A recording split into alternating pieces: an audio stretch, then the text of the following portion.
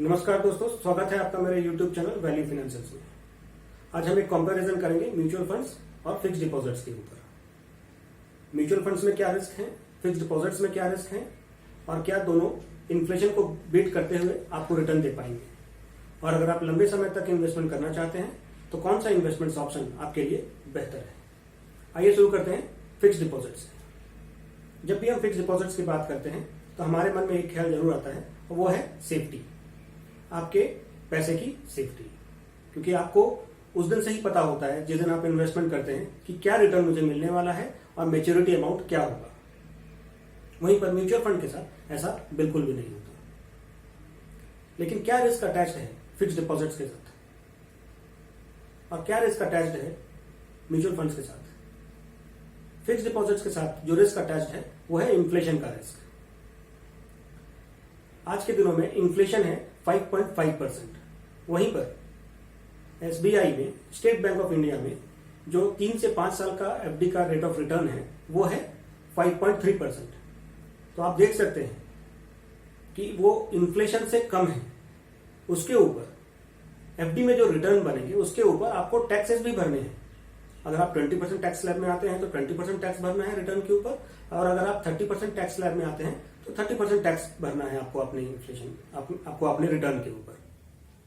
और आप ये बात जरूर मानेंगे कि रियल लाइफ इन्फ्लेशन जो होता है वो कहीं ज्यादा होता है जो डेटा गवर्नमेंट इशू करती है। गवर्नमेंट जो डेटा इशू की है वो है 5.5% का। वहीं पर रियल लाइफ इन्फ्लेशन क्या सिर्फ 5% ही है। जिस तरह से फ्यूल के प्राइसेस बढ़े हैं, जिस तरह से आपके हाउस होल्ड एक्सपेंडिचर्स बढ़े हैं, और जो चीज पहले लग्जरी हुआ करती थी आज के दिनों में वो आपके लिए नेसेसिटी हो गई है। इन सभी बातों को अगर मिला दिया जाए तो रियल लाइफ इन्फ्लेशन जो है वो 10% या उससे कहीं ज्यादा आता है। वहीं पर अब आप इस चार्ट को देखिए, हमने यहां पर इन्फ्लेशन को 10% पकड़ा है, और अगर किसी का हाउस होल्ड एक्सपेंडिचर 25,000 रुपए पर मंथ होता है और इन्फ्लेशन अगर 10% है तो आज से 5 साल के बाद उसे कितने पैसे की जरूरत होगी। आप देख सकते हैं आज से 5 साल के बाद आज जो खर्च है, इसी तरह के खर्च को मेंटेन करने के लिए उस व्यक्ति को चाहिए होगा 42,200 समथिंग रुपीज। वहीं पर अगर हम एफडी का रिटर्न्स देख लें, अगर वो 25,000 रुपया एफडी में रख देता है तो आज से 5 सालों के बाद उसके पास जो बचेगा वो है 35,000 रुपीज। लेकिन अगर इसमें 20% का टैक्स डिडक्ट कर दिया जाए, या अगर आप 30% टैक्स स्लैब में हैं तो 30% का टैक्स डिडक्ट कर दिया जाए, तो जो रिटर्न है वो और भी कम बनता है। इसका मतलब क्या हुआ?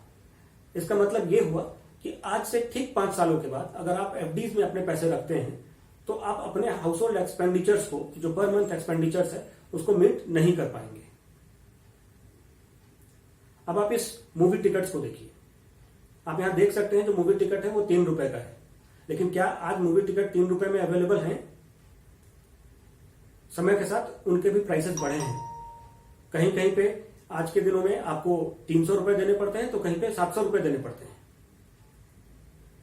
अब आइए चलते हैं म्यूचुअल फंड्स की तरफ। जब हम म्यूचुअल फंड्स की बात करते हैं तो आपके मन में ख्याल आता होगा रिस्क।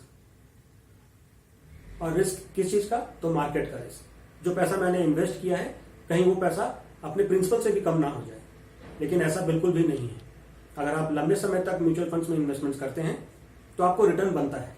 यहां पर हमने निफ्टी और सेंसेक्स का 5 साल का रिटर्न दिखाया है आपको। आप देख सकते हैं आज से 5 साल पहले निफ्टी किस वैल्यू में था और 5 सालों के बाद वो किस वैल्यू में पहुंच गया, और उसने 14.47 का रिटर्न बनाया है।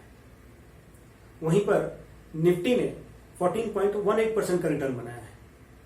तो म्यूचुअल फंड्स, तो सेंसेक्स ये जरूर दिखाता है कि रिस्क तो है वहां पे, मार्केट का रिस्क, लेकिन लंबे समय में अगर इन्वेस्टमेंट किया जाए तो वो इन्फ्लेशन को बीट करता है, प्लस रिस्क भी, मार्केट रिस्क भी कम होता है। वहीं अगर हम एफडीज की बात करें तो एफडीज में भी मार्केट रिस्क है। और वो मार्केट रिस्क क्या है? जब से पीएमसी बैंक का घोटाला हुआ है, आपको पता होगा कि जो बैंक्स अपने पासबुक इशू कर रहे हैं उस पासबुक में वो एक स्टैंप लगा रहे हैं जिसमें वो ये प्रूव करते हैं कि जो भी अमाउंट आपने डिपॉजिट किया है वो सिर्फ इंश्योर्ड वैल्यू तक ही सेफ है। अगर बैंक बैंकरप्ट होती है या डिफॉल्ट करती है तो आपको सिर्फ इंश्योर्ड वैल्यू ही मिलेगा।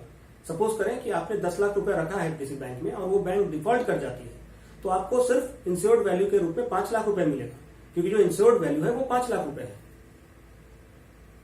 तो इन दोनों के कंपैरिजन से हम इस कंक्लूजन में तो जरूर पहुंच गए कि एफडीज ना तो मार्केट रिस्क को टैकल कर पाती है और ना ही इन्फ्लेशन के रिस्क को। वहीं पर म्यूचुअल फंड्स आपको मार्केट रिस्क से भी बचाती है लंबे समय में अगर आप इन्वेस्टमेंट करें तो, और साथ ही साथ इन्फ्लेशन को वो आसानी से बीट कर पाती है।